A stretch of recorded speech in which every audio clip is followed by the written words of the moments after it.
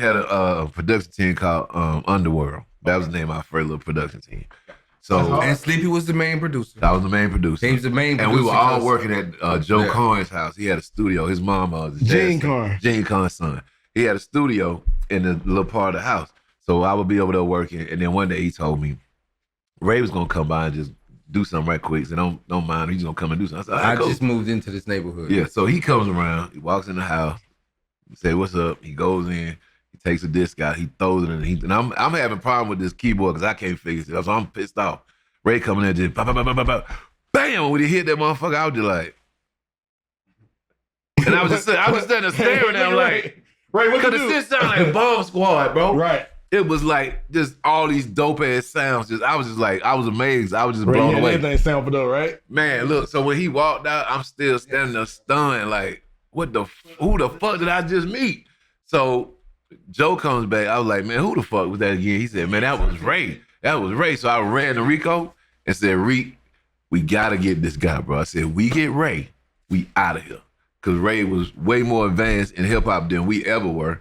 And technical as fuck. Yeah, technical as fuck. And he taught me so much about samples that I didn't know.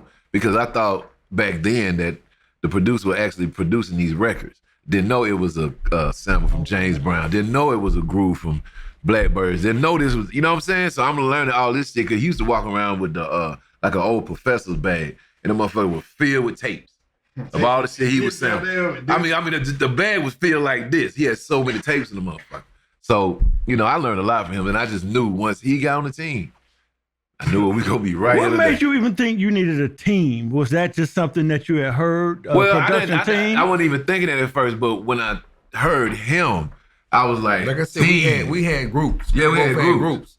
So the mutual link was Joseph Karn. Yeah, it was Joe. So what made me join them? What made me stop my group and say that they were the shit, because that's what happened. Also, they wrote a song. They had a song that they had written as they a dance group, singing group, like Jodeci mixed with Boys to Men. Yeah, because it was hardcore.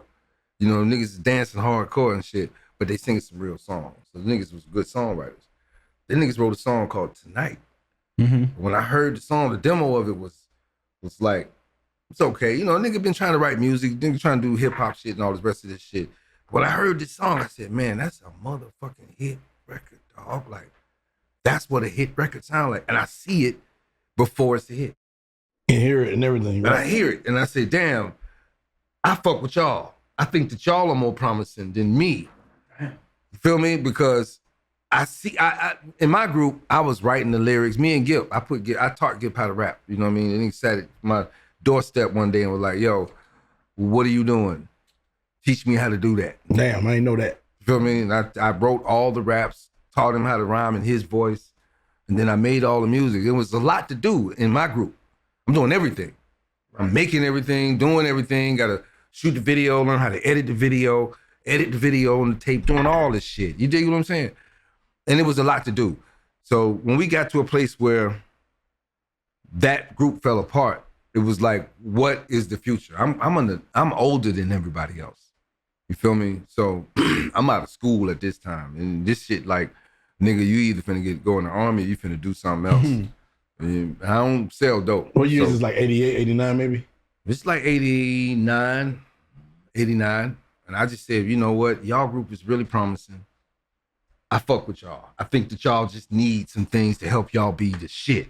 Right. Yeah. So I spend all my energy on fucking with the U-Boys, making they shit better. Plus they were entertainers already too and shit. Well, just they have been performing. We've been performing too now. We performed with Sammy Sam before Sammy Sam. When Sammy Sam first came out, we did a show. The nigga was hosting a talent show at Lakewood at the old movie theater. Yeah. I was there. And we was performing and I thought we killed it. Then this nigga got up on stage and freestyled and won.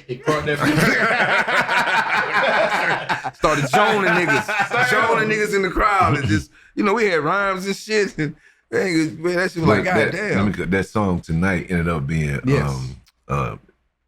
Escapes. On Escape's first album. On Escape's first album. Wow. That right. That was the same song? That's the same song. Let me ask y'all something. Why y'all never hated on each other? Like, I fought with that for like. Oh, I hate this nigga all the time. Yeah, we always say each other we get over it. Yeah, we get over it. You know, we all gonna have problems sometimes. Y'all ain't never did no sucker shit like really go on. Nah, you know what? I could. Like I call niggas. It was, you know what? It was a a time where it was a really bad moment. Especially with me and Reek. Oh, okay. And no matter what, I just felt like I wasn't gonna leave. You know what I'm saying? So even though me and him wasn't speaking, and this was around the time that we were doing the soundtrack for Set It Off, and we had Doppler lockdown. And we were doing stuff over there. Even though me and him really wasn't even speaking, I walk right in the studio, play the bass line, go right to the club after. Or I go in there, play something else, go right to the club after. You know what I'm saying? Because I just felt like, okay, we ain't speaking, but that don't mean right. I don't fuck with you, my nigga. We got a company, but we gonna keep it working. But you play the bass? I can play bass, but I don't play like that. But you were playing. But I play more keys, and okay. You know, I'm playing like the bass lines and stuff like that. So you're not bigger than the group. Yeah, I always, no matter what, bro, I always was gonna stay with this. You know what's the coolest shit about it for me? Like a lot of people, you know, I'm trying to think of how to say this safe. If people won't accuse me trying to catch them up. He don't lie. Don't say it. All right, so niggas was fucking strippers around this time. Everybody was fucking strippers. Everybody had a girlfriend at 2 o'clock. Niggas were fucking strippers. Say it. Of course, but people. Man, go and finish, man. No, I was a rookie. I didn't know nothing about this life. I was introduced to this life through y'all. Shut up. Yeah, I didn't have. But In his sleep, you gotta realize he lie all the time. what I found out in the strip clubs was the girls was pulling for niggas to stay united. Like Atlanta dancers are the what they call the aristocrats. They're like unofficial diplomats, some white women who could get a room full of anybody together. Right? And then they'll say, hey, I want you to meet my friend, and this is what they do. And the next thing you know, you're on the news, and Jane Fonda's on there introducing you to the person who built this skyscraper. Atlanta dancers are like that. And I can remember when different funks happen within the family and without, they'll be like, man, you got to get them boys together, man, because this shit ain't right. I'm just saying, man, we need... So there's always been a sense of the bigger unity mattered more. What club was this? This was Strokers, and this was the Gentleman's Club, and it was the Flame. Oh, definitely Gentleman's Club. Didn't nobody go to the county club. The county clubs you were going to, people died. Like, you know, didn't nobody want to be in no Zone 3 club. This nigga Pleasers look like a bar. And I remember we used to have niggas there in the daytime. They were like, yeah, it's gonna be $10. Like, man, you don't get your crippled ass the fuck out my way. Then niggas be staring, you want to push his ass down. Ain't nobody paying to get in Pleasers. Nah, that wasn't Montreal, that was Pleasers with an old white man with a half neck. It ain't Johnny. Johnny got a half. What's up, Johnny? Half neck ass nigga. Acting like he didn't know a nigga was real. Well, God bless him wherever he at. I'm talking about the man. Him and Mr. Goddamn. What was the white man across from the white man across on the federal pen? What was it? It wasn't Ross. What was the other one? Charlie wasn't hitting no shit. Racist motherfucker. Yeah, man. Charlie wasn't hitting no irregular Levi's you can find. Nigga go ahead and get some Levi's, some dick in this motherfucker behind there with a shotgun like you want to rob him for his $87 he made that day. But back to some Atlanta strip scene. The whole Atlanta wanted y'all, so thank God you did. But beyond that, y'all never hated on nobody else. Y'all never hated on Dallas. Y'all never hated on Jermaine. We actually got our first job from Jermaine, which was Baby Escape. Yeah, Baby and Kids. We did. What make y'all different though from other cities? Like I see other cities where black people are the minority, but they competing in business and almost in a nasty way. We all grew up together, man. We grew up together, but it's always competing. Trust it's always competition, but it's friendly competition because we all know each other. Like is there an Atlanta way? Like you hear Atlanta politicians talk about that. Like there's an Atlanta way. Andy Young talk with music. Is there an Atlanta way that's kept? Because even if you look at the Thug and niggas build with each other. Niggas don't really like. It really ain't been until like until the gang shit really get to Atlanta that you have where you have reasons to really not fuck with somebody because they from Decatur and you from College Park. You know what I mean? Otherwise, it's A-Town up. You know what I mean?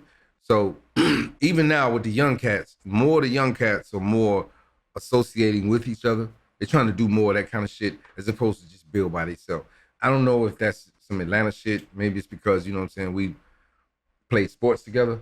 Yeah, it feels a little different here. I'll I say mean, that. And that ain't to say better or worse, but it feels a little different. It's different. I was mentioning Thug, but to see him and Lucci be able to sit. That's what I'm saying. Yeah, Next to that's each what other, I'm saying. We'll work shit out here. Yeah, I think it provides a certain example past the music to say as black people, this is on, Atlanta's given a lot of credit with a lot of things, but I think that's one thing we haven't been accredited for. But from a music standpoint, y'all already set a good example for us for how to be gentlemen. Can y'all circle back on, you said Jermaine gave y'all first opportunity?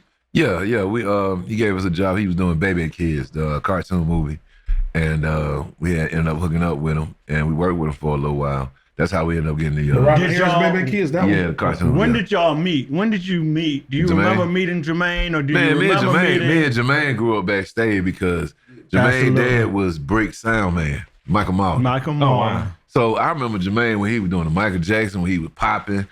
His dad, Michael Malden, was destined to make Jermaine a star because back then he had the glossies, and he always was promoting Jermaine, like no matter what. So I knew Jermaine was gonna blow up.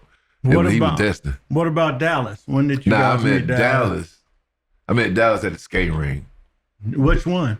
The Jelly Bean. Okay, I'm just the world don't know. That's Let me explain that question for you, because even though we're talking and we know, the Yeah. people listening No, I have got you, I got no you. idea. But he talks so fast sometimes you had to bring shit Hold back up. so they can get the details.